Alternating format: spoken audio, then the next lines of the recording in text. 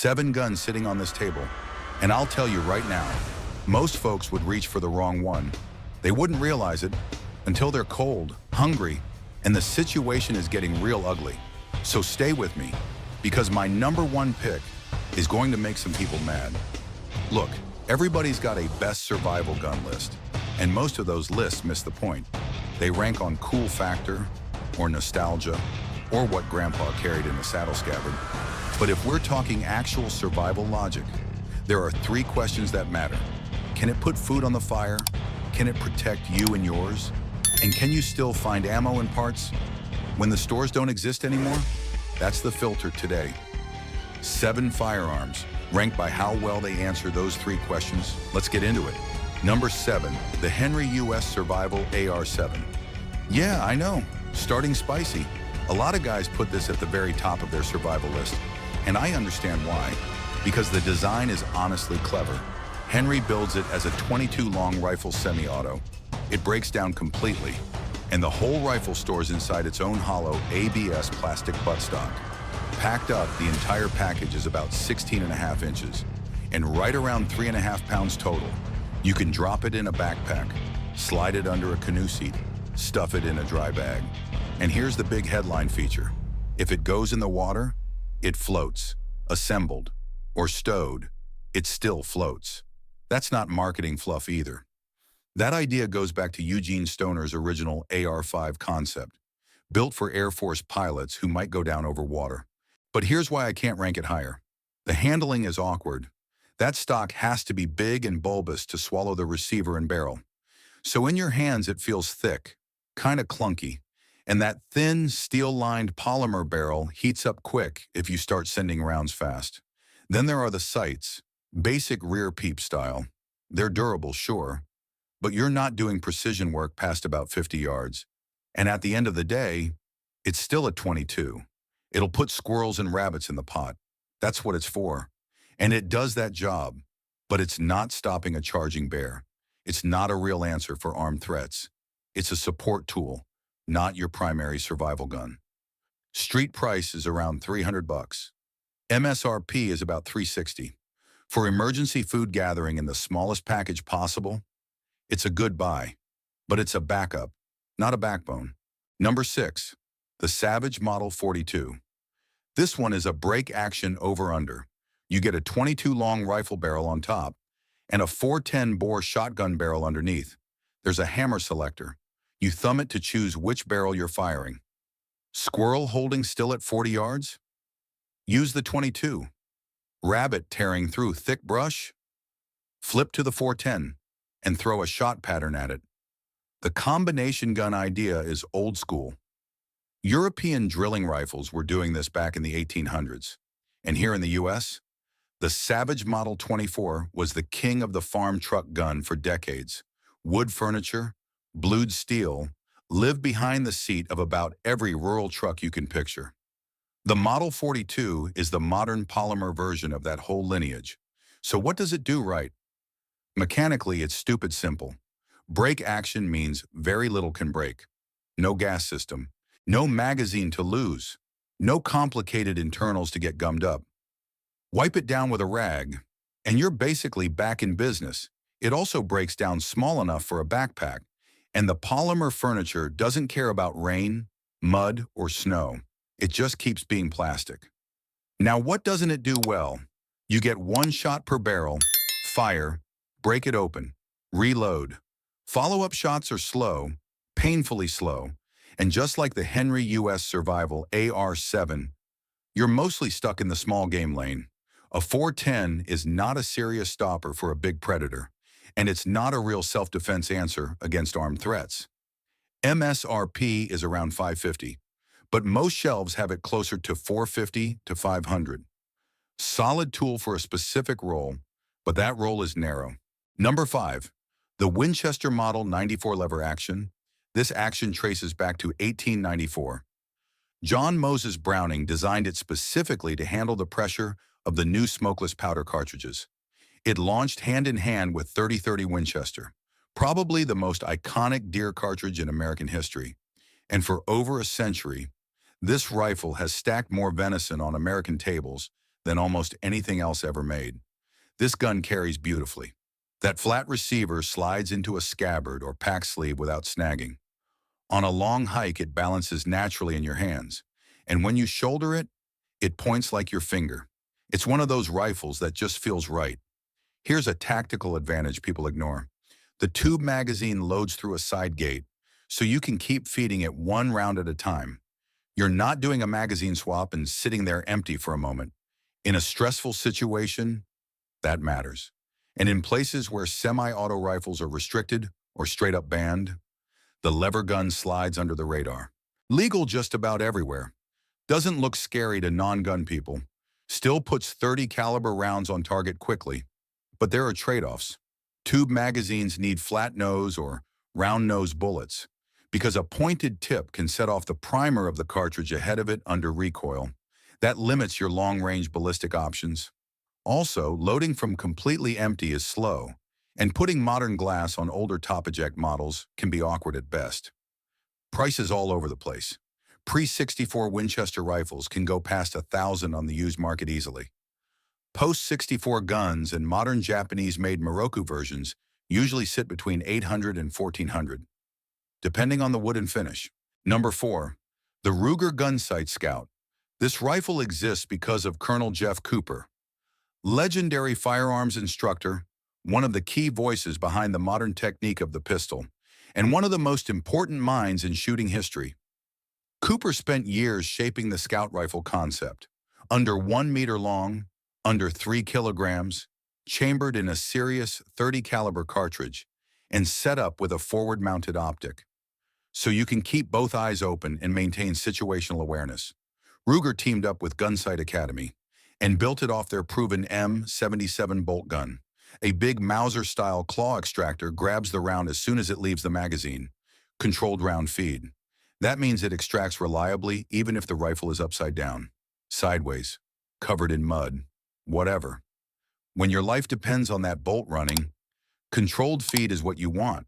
It's chambered in .308 Winchester, one of the most common and most capable centerfire cartridges on the planet.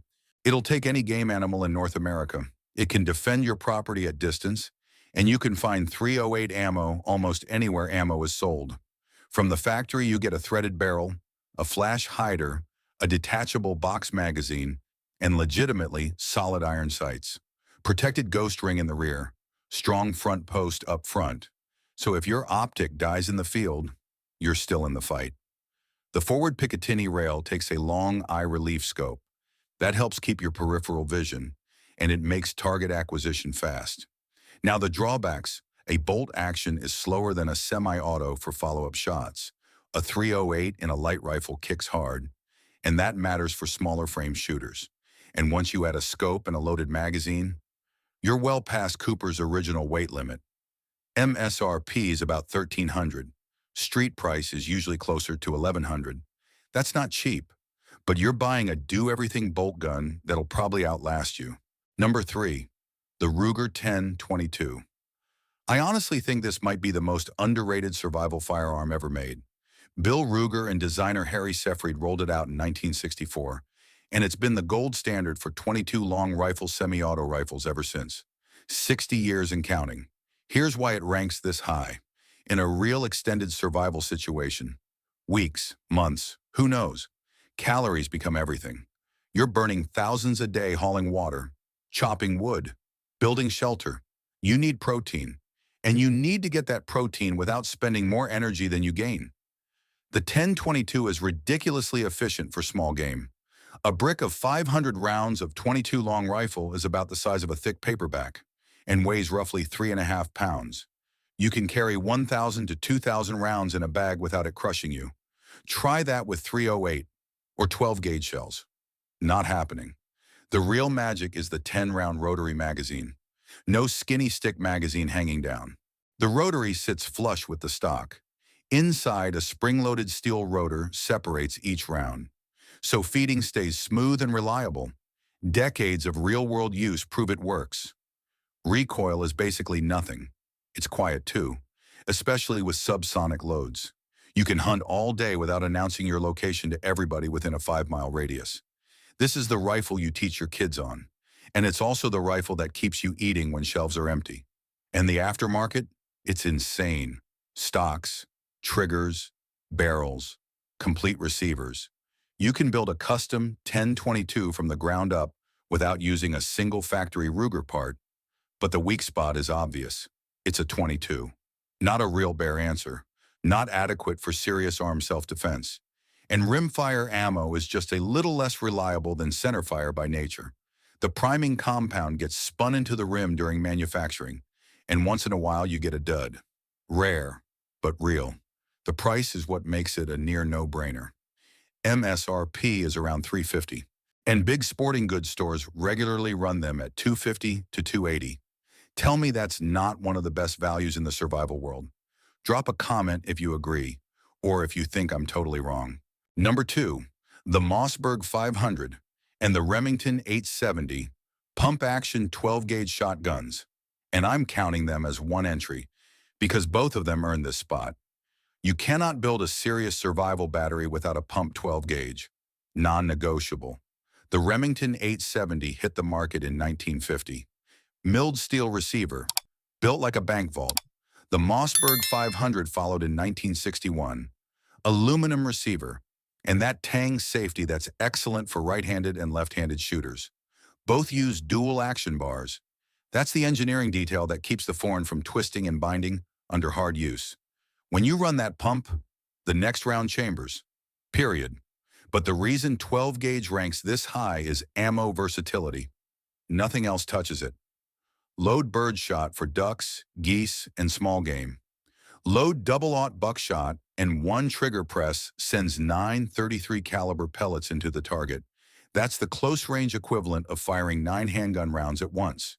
Drop in a 1-ounce rifled slug, and now you've got big game capability out to 75 yards, plus enough raw power to stop any predator on the continent. One gun, 3 totally different jobs, just by changing what you feed it. These shotguns have been dragged through Vietnam jungles, ridden in thousands of police cruisers, and lived through every kind of weather you can imagine.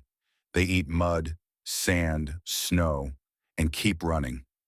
But the downsides are real. 12-gauge shells are heavy and bulky. You're not carrying 500 rounds on your back. Recoil with slugs and buckshot is brutal, especially for newer shooters. And flinching means missing. Missing means starving, or worse. And the effective range tops out way shorter than any centerfire rifle. Price is what keeps these in reach for almost everybody.